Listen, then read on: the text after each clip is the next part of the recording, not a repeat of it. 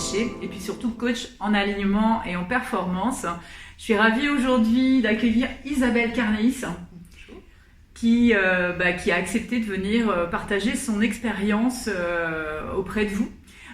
Parce que c'est quelqu'un qui a vraiment des choses très intéressantes à apporter. C'est quelqu'un que j'ai rencontré de façon dans des circonstances un petit peu originales, on va dire. Et surtout, ça c'était vraiment une très très belle rencontre. Énergétique, électrique, vibratoire, exactement. Donc j'avais envie de pouvoir faire cette interview avec elle. Alors Isabelle, merci encore une fois d'être ici. Est-ce que tu peux partager ce que tu fais aujourd'hui dans ton activité? Merci à toi de me proposer ce rendez-vous. Alors moi j'accompagne les gens en séance énergétique, c'est-à-dire que j'ai des soins sur table, en Reiki, voilà. Un soin plutôt cocooning, et puis la libération aussi par la parole. La libération par la parole, ok. Oui. Ouais, ça consiste en quoi? Un bavardage qui en fait leur permet d'avoir justement une petite bulle de bien-être où ils exposent où ils en sont sur leur chemin, quels sont leurs besoins. Parfois ils ont une problématique qui les a poussés à prendre rendez-vous avec moi, et puis ils se rendent compte en discutant que c'est pas tout à fait ça qui les a amenés vers moi. Donc je fais ces soins-là qui sont assez longs, et sinon j'ai aussi un atelier qui s'appelle Cœur en Voix, où j'allie justement des techniques énergétiques et le chant. Ouais, ça c'est vrai que c'est d'ailleurs originellement pour ça, effectivement, dans ce cadre-là qu'on s'était rencontrés. Ouais. Moi, si j'ai souhaité que tu fasses cette interview, c'est parce que à un moment donné dans ta vie, comme la plupart des gens qui me suivent en fait, tu as perdu ta boussole. Oui. Ouais. J'aimerais bien, si tu es OK avec ça, que tu nous partages un petit peu qu'est-ce qui se passait pour toi à ce moment-là, et qu'est-ce qui a fait que tu as perdu cette boussole?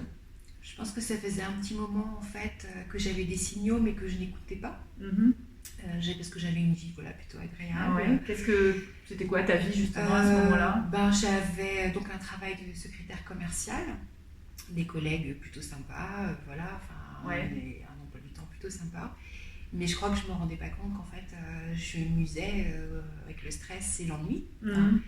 Même si je ne m'ennuyais pas parce que c'était très fourni, ma vie était très très fournie. J'avais un peu le complexe de la Wonder Woman. Je faisais beaucoup de choses en même temps. Mais ça, je ne me rendais absolument pas compte parce que j'étais dans une routine de vie avec des objectifs de réussite comme on me les avait inculqués.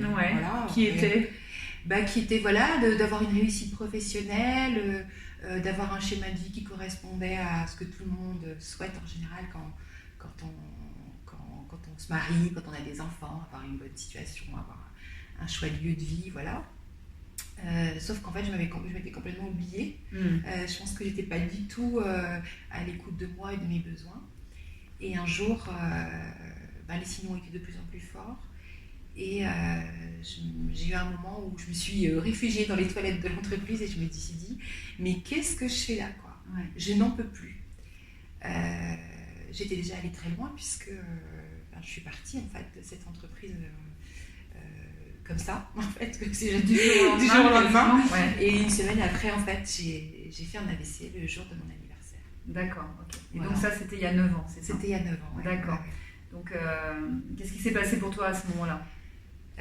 Encore pareil, j'avais des signaux, mais je ne les ai pas forcément écoutés. Donc, après, je ne vais pas raconter les choses difficiles que j'ai pu traverser ce jour-là.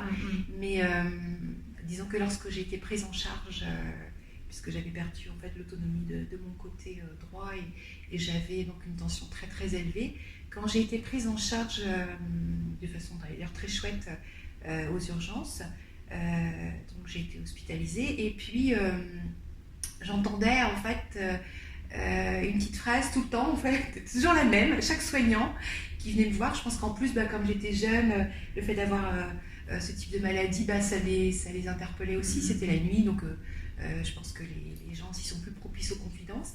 Et les soignantes me disaient il faut prendre soin de vous.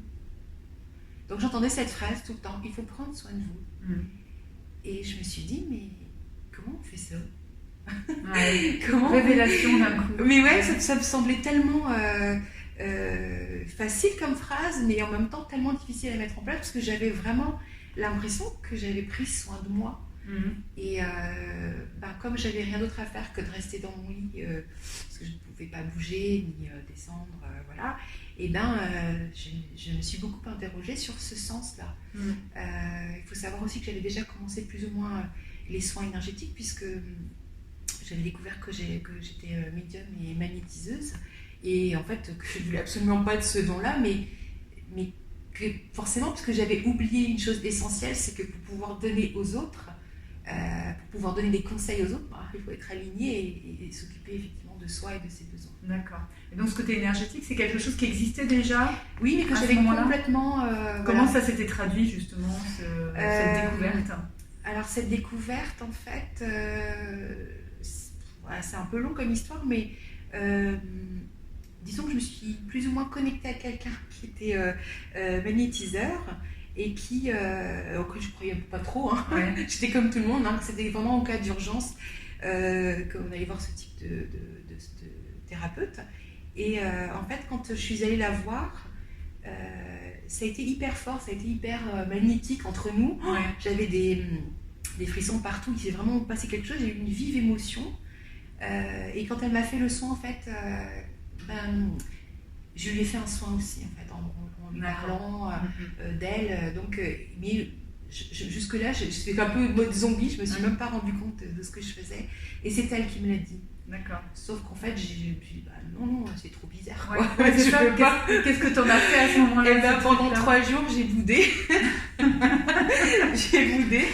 Enfin, je me suis boudée. Je me suis dit, non, je vais encore être cataloguée de bizarre, parce que voilà, c'était un petit peu mon parcours aussi de vie. J'avais une sensibilité quand même qui était déjà assez prononcée. Hein. Quand j'étais jeune, j'étais très émotive, très sensible.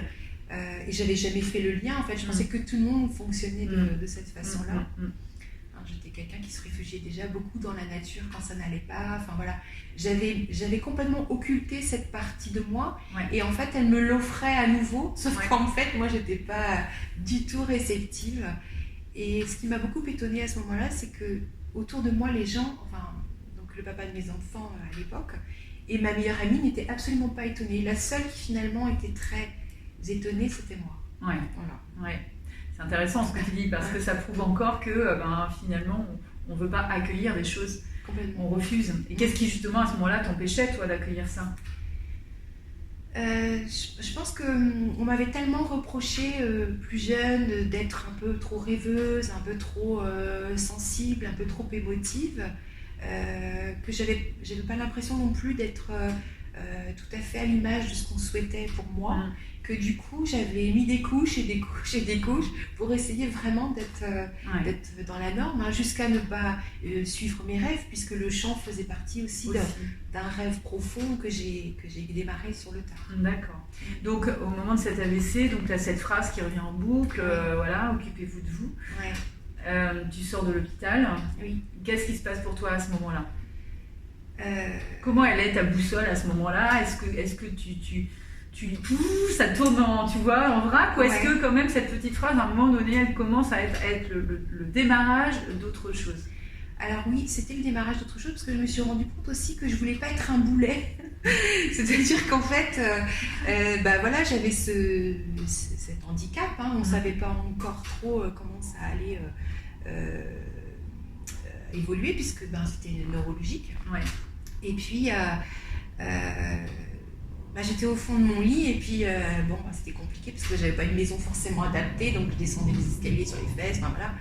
Et je me suis dit, mais ce que tu fais en fait pour les autres, parce que j'avais commencé les soins énergétiques, pourquoi tu le ferais pas sur toi? Et déjà ça a été le premier pas. Et ensuite je me suis dit, tu n'as personne pour te guider là-dedans. Cherche, protège-toi aussi, parce que tu te rends compte que cette sensibilité, c'est un atout, puisque tu te connectes facilement aux autres, et tu arrives à voir chez l'autre quels sont les besoins qu'il ne comble pas et auxquels il n'est pas attentif. Pourquoi toi tu fais pas la même chose pour toi?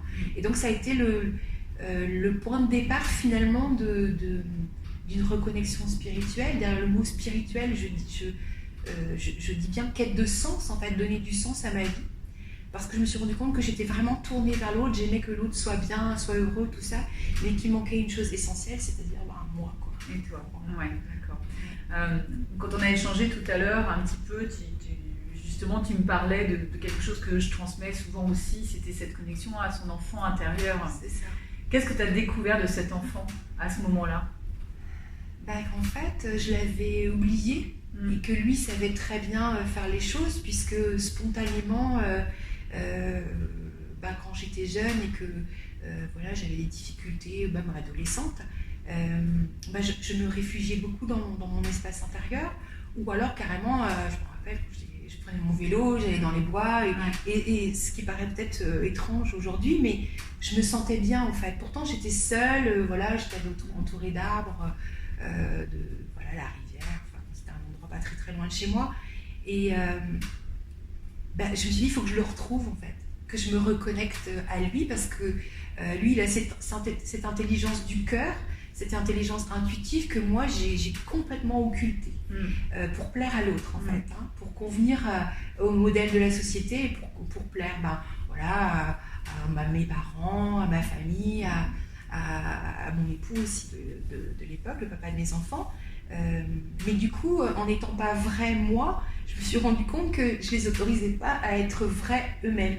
Donc ça a été aussi un autre chemin pour me réveiller en fait. Ouais. Et donc alors, parce que c'est vrai que ça fait aussi partie des choses dont je parle aussi avec les gens que j'accompagne, c'est aussi les conséquences de ce changement, de cette boussole qu'on retrouve, de cette reconnexion avec son enfant intérieur, de cette autorisation qu'on se donne finalement à le laisser exprimer qui il est vraiment, et donc ça veut dire qu'on se débarrasse à ce moment-là finalement d'un masque qu'on a porté pendant des années. Et comme je le dis, je dis attention, parce qu'autour de vous, il peut y avoir effectivement des incompréhensions de ça. Est-ce que toi, tu l'as vécu, ça? Eh bien, complètement, puisqu'en fait, déjà, j'ai quitté mon travail. Donc, j'étais assistante commerciale. Ça n'a pas été simple, parce que j'avais une espèce de contrat de loyauté que je m'étais imposé, puisque voilà, il fallait convenir à l'autre et je m'oubliais. Ça a été aussi... comme je me suis dit que je voulais vraiment aider l'autre, parce que j'ai vu les bienfaits que ça avait sur moi, j'avais vraiment ce besoin de donner. Je me suis dit, j'ai envie d'être soignante. Donc je me suis un peu renseignée sur les différents métiers voilà, du soin. J'avais un peu peur d'entamer de grandes études aussi. Donc en fait, je me suis inscrite comme auxiliaire de vie. D'accord.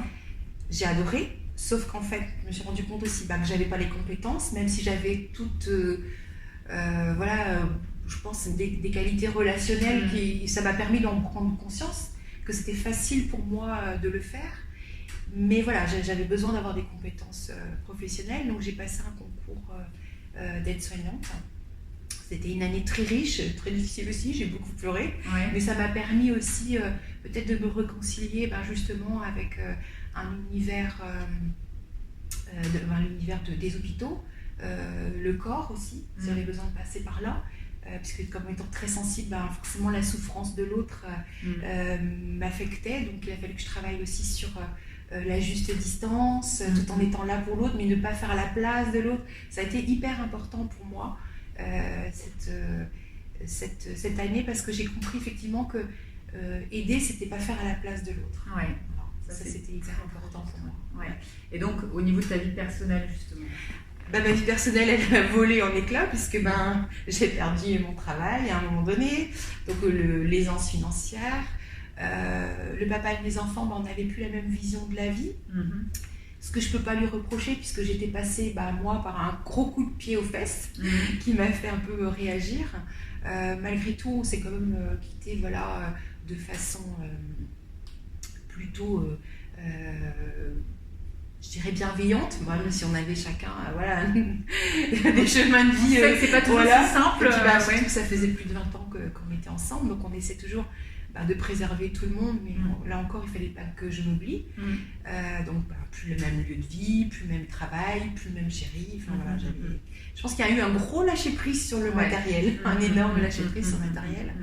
Il faut savoir aussi que quand on a été malade, le droit à l'oubli n'existe pas forcément au niveau des banques, donc pour se reconstruire au niveau matériel, c'est pas simple. Ça, c'est pas juste. Voilà. Donc c'était aussi une peur.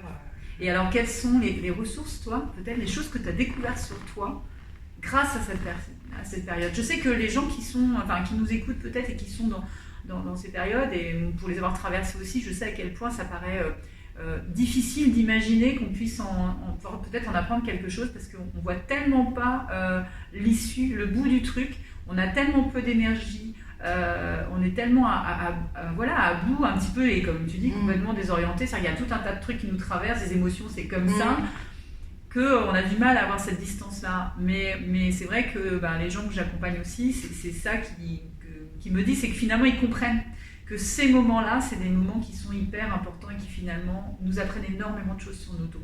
Qu'est-ce que tu aurais toi à dire par rapport à ce que tu as appris peut-être sur toi, sur le monde, sur plein de choses? Et bien déjà qu'on a beaucoup plus de ressources qu'on ne croit.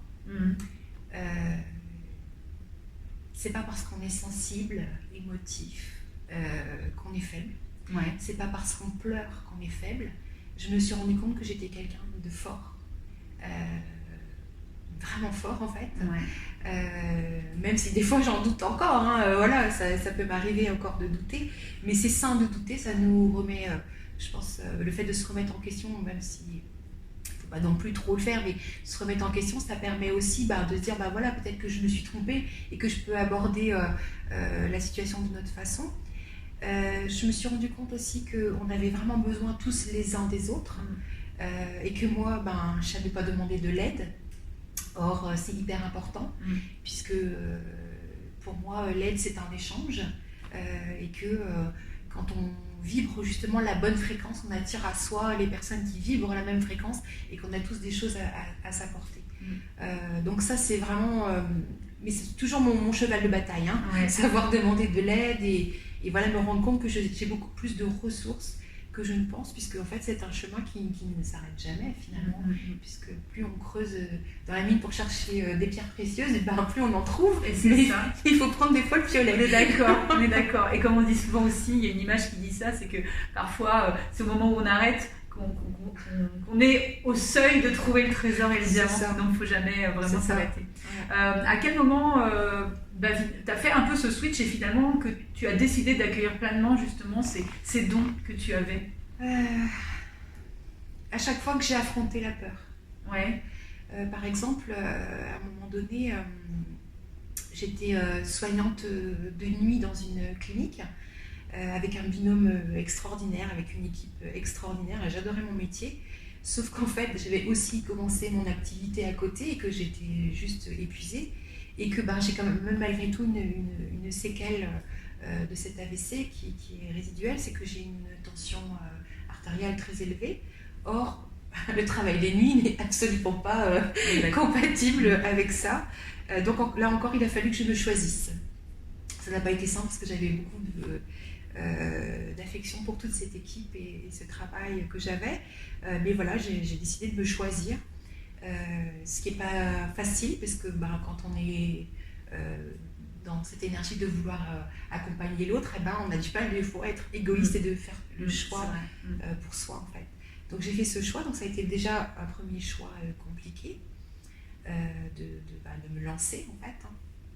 Et puis ensuite, j'en avais de nouveau fait puisque j'ai encore changé de cabinet et que je me suis rapprochée de chez moi, donc encore la peur de lâcher quelque chose et du nouveau, quoi. Donc je me rends compte qu'à chaque fois qu'on sort de sa zone de confort, ça apporte de belles choses. Ouais. Et en fait, quand tu as quitté, juste pour bien comprendre, quand tu as quitté l'hôpital, en fait, là, à ce moment-là, c'était clair pour toi que tu devais aller dans l'énergétique. Est-ce que ça a été un pas compliqué aussi de te dire, en fait, mon chemin, il est là, quoi? Alors, tu veux dire quand j'ai fait l'AVC ou en fait, quand tu as commencé, tu disais que tu avais passé des concours, etc. En fait, ça s'est fait un petit peu tout seul, puisque plus tes sens s'éveillent et plus tu ressens les choses. Alors moi, j'ai une chance, parce que comme j'ai un mental très fort et qui veut me protéger absolument, j'ai beaucoup de chance, je ressens beaucoup les énergies autour de moi. Donc je peux pas faire comme si je les ignorais, quoi. Voilà, je sens l'énergie des gens, je sens l'énergie de la nature. Enfin voilà, donc c'est quelque chose qui est hyper fort. Donc je peux pas l'ignorer, et surtout c'était présent dans mon travail. C'est-à-dire que quand je rentrais dans une chambre, même si la personne n'était pas forcément agréable avec moi, je faisais quand même mon travail de soignante, en sachant que c'était quelqu'un qui souffrait, donc je ne le prenais pas personnellement. Et souvent, quand je sortais de la chambre, je sentais cette énergie, c'est-à-dire que l'énergie du cœur venait me remercier quelque part. Donc je me suis dit, bon, tu peux pas continuer à ignorer que tu as tout ça et que c'est là pour aider l'autre, quoi. Je me rendais compte qu'il y avait des limites aussi à aider l'autre en étant dans ce travail. D'accord. Et puis mes collègues m'ont pas mal encouragée aussi. D'accord, donc finalement ça s'est fait un peu comme une évidence. Oui, la seule personne qui freinait, c'était moi. Voilà, c'est à peu près tout le temps comme ça que ça se passe, d'ailleurs, c'est compris. À quel moment tu as décidé, parce que tu parlais tout à l'heure, on n'est pas revenu là-dessus en détail, mais du chant. Oui. Comment c'est arrivé en fait aussi, et comment à un moment donné tu as décidé de l'intégrer aussi pleinement à ta pratique? Alors le chant, c'est pareil, c'est un petit peu le même cheminement, c'est-à-dire qu'à un moment donné, il est rentré dans ma vie quand j'ai suivi mon cœur, assez tardivement. J'avais aussi beaucoup de freins au niveau du chant, parce que je ne croyais pas suffisamment en moi, enfin voilà. Et puis j'ai trouvé des façons détournées de progresser. Et puis je me suis rendu compte à quel point c'était important d'avoir une activité créative, à quel point c'était important de se réaliser qu'on a tous un talent caché, plusieurs même, et que moi finalement j'avais réussi à trouver quelque chose où je m'épanouissais vraiment et où je déconnectais mon mental et j'étais juste dans le cœur, j'étais juste moi, ça me faisait un bien fou. Et les personnes que j'avais en séance, souvent elles étaient enfermées un petit peu dans leur vie, puis j'avais cette chance de percevoir chez elles une fibre artistique ou un talent qu'elles avaient caché, et je leur disais ce serait bien peut-être de faire des petits ateliers, que vous puissiez aussi vous épanouir, je sais pas, en chant, en danse, en écriture, en dessin, en couture, il y a plein de choses, et c'était pas facile puisque il n'y avait pas de choses qui permettaient en fait de le faire ponctuellement et d'aller piocher ici et là. Bon, comme je n'ai pas tous ces talents de couture, je ne peux pas leur proposer grand chose, mais je me suis dit, tiens, toi, peut-être que tu pourrais faire de petits ateliers accessibles au niveau budget, accessibles en temps, enfin, quelque chose qui soit facile pour ces personnes qui sont vraiment dans une vie active où elles n'ont pas l'impression qu'elles ont du temps pour ça. Et donc j'ai créé des petits ateliers ponctuels qui s'appelaient l'instant présent ou énergie, son, nous, parce que j'alliais vraiment l'énergétique et la voix, le chant, la libération émotionnelle par la voix. Et puis ça a plu. Du coup, j'ai pris confiance en moi, forcément. Et donc j'ai créé ce que j'appelle Cœur en voix. Ça a été un atelier vraiment très riche où j'avais un groupe pendant 1 an. Où on faisait des exercices comme ça toutes les semaines, avec juste le but de vraiment se lâcher, dans la bienveillance, petit à petit, à trouver sa façon de chanter, sa façon de poser la voix. Il y avait de la méditation, moi j'ai beaucoup grandi, beaucoup appris pendant cette année. À la fin de l'année, du coup, il y avait un besoin beaucoup plus pointu en individuel avec chacun, et c'est pour ça que je suis partie après en individuel. C'est comme ça. Voilà. Comment tu traduiras à travers tout ce que tu nous dis, à travers ce que tu fais aujourd'hui? Est-ce que tu dirais que tu as trouvé ta mission de vie, et quelle est-elle? Je pense que j'ai toujours en train de l'affiner en fait, au fur et à mesure que moi je progresse, parce que pour moi on progresse ensemble. Pour moi c'est vraiment accompagner l'autre sur le chemin du bonheur, mais son bonheur à lui. C'est d'ailleurs, je suis aussi praticienne et enseignante de Reiki. Alors, on dit que le Reiki c'est aussi le chemin du bonheur. Le bonheur, le chemin du bonheur, il y a des petits cailloux, des fois, des petits rochers qu'il faut contourner. Moi, je m'éclate quand je vois quelqu'un qui se révèle, en fait. Ça me fait un bien fou. je suis vraiment persuadée que chacun, et c'est pour ça aussi que j'aime beaucoup, comment s'appelle révéler vos trésors cachés, c'est ça? Oui, voilà. Ouais. Bah, pour moi, voilà, ça vibre pour moi parce que je suis persuadée qu'on a tous un potentiel et si je peux aider les gens à l'accueillir, et ben voilà, c'est ça ma mission de vie. D'accord, super. Un dernier mot, si tu avais un conseil à donner ou un mot à transmettre aux personnes qui aujourd'hui justement sont dans ce moment-là que tu as traversé, là, de désorientation, voilà, où elles ont perdu le cap, elles ont perdu le jus. Qu'est-ce que tu aurais envie de leur transmettre?